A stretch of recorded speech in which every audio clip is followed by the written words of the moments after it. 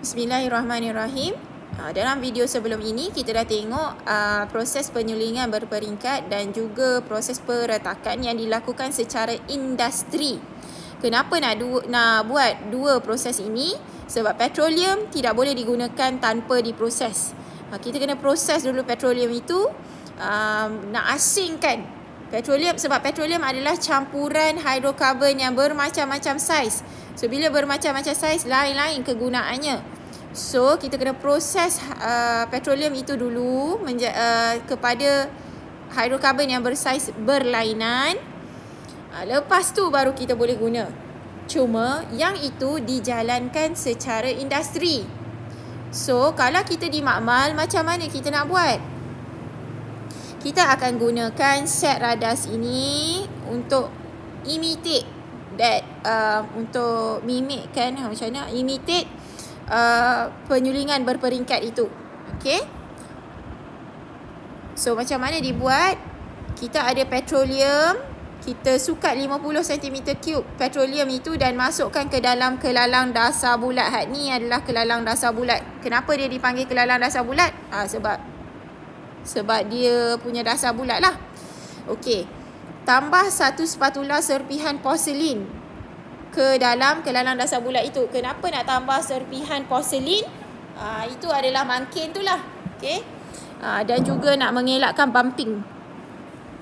Bumping tu maksudnya dia nanti kan akan mendidih. Dia akan macam meletup-letup. Kita tak panggil meletup, kita panggil bumping lah.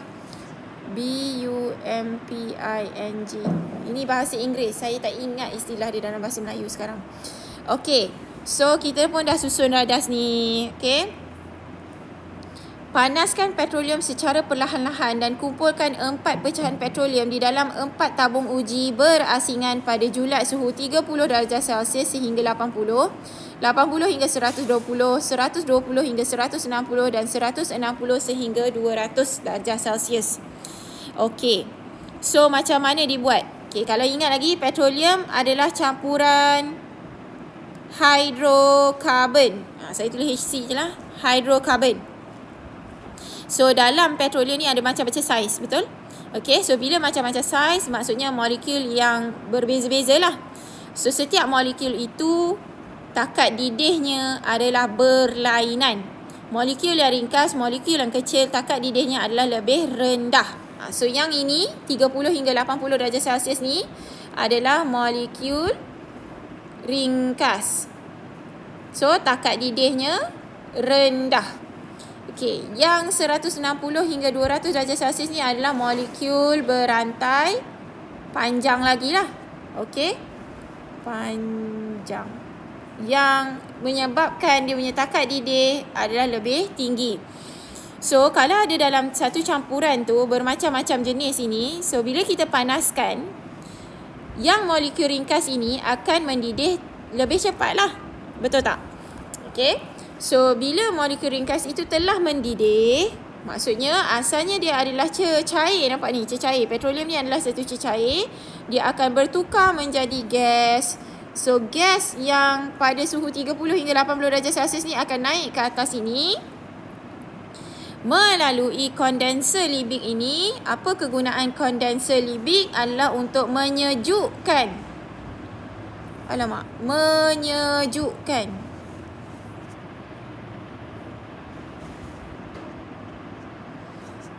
gas dan menukarkan gas itu kepada cecair di bawah proses kondensasi.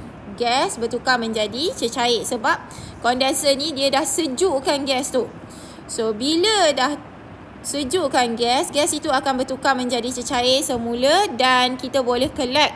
Yang pertama ini adalah 30 hingga 80 darjah Celsius takat didih dia.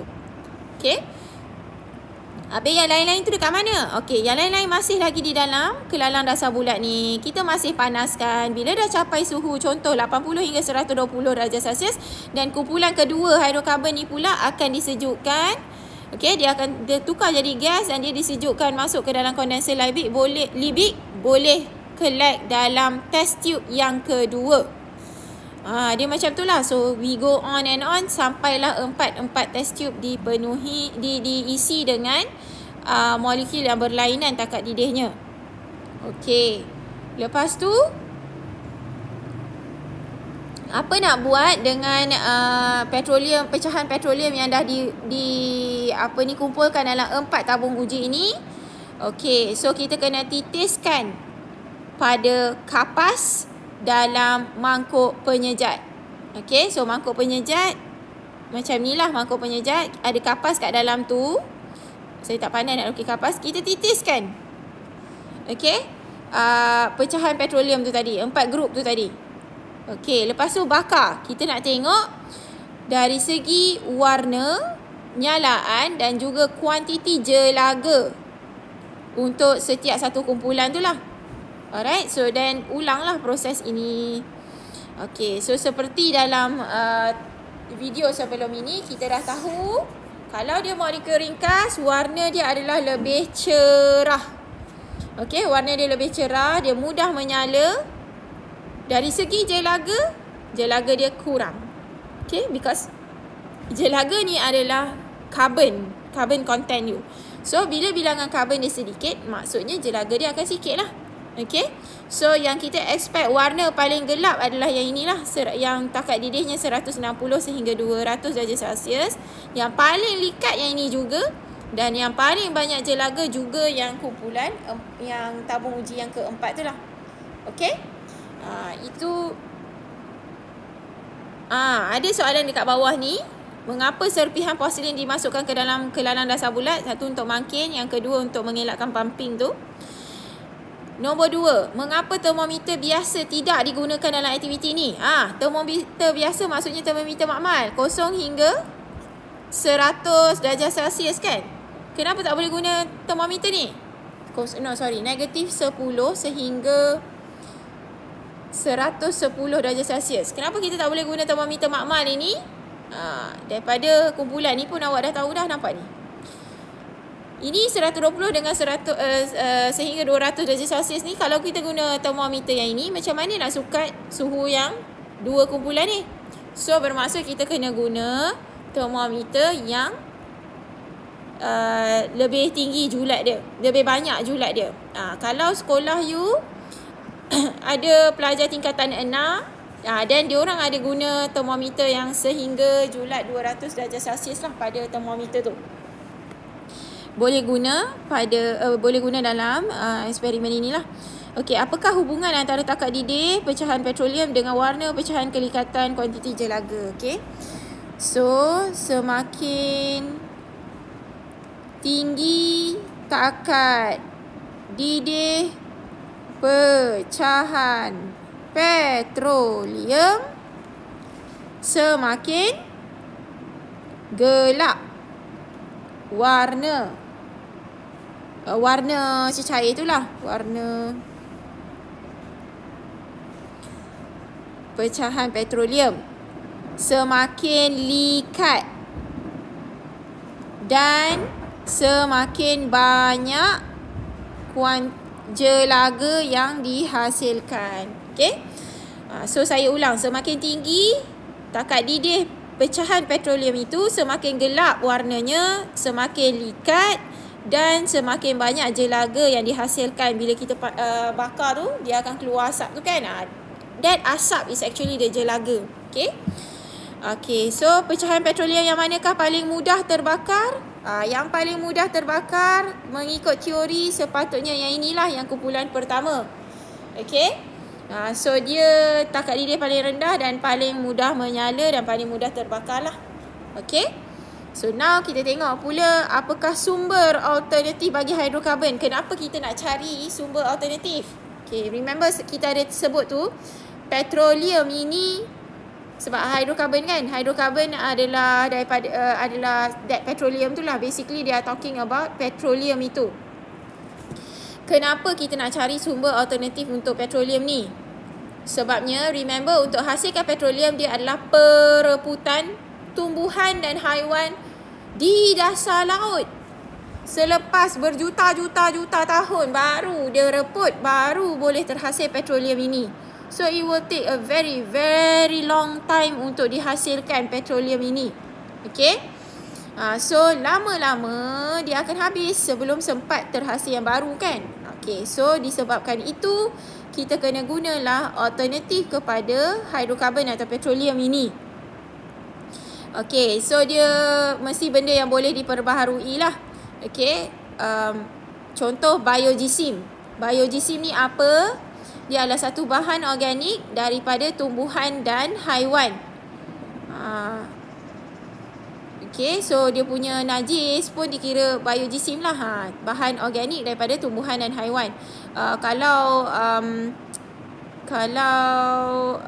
kulit buah, itu biogysim lah. Dia boleh terhasil lah. Okay, dia adalah bahan organik daripada tumbuhan dan haiwan.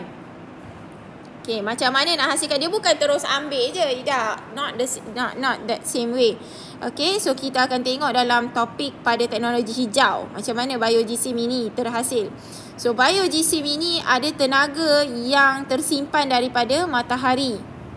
Okay, so the alternative untuk petroleum itu adalah biogysim ini.